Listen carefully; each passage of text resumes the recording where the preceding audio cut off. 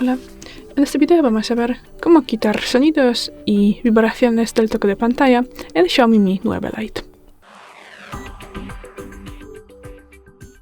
Entramos en los ajustes, luego buscamos la pestaña Sonido y vibración, bajamos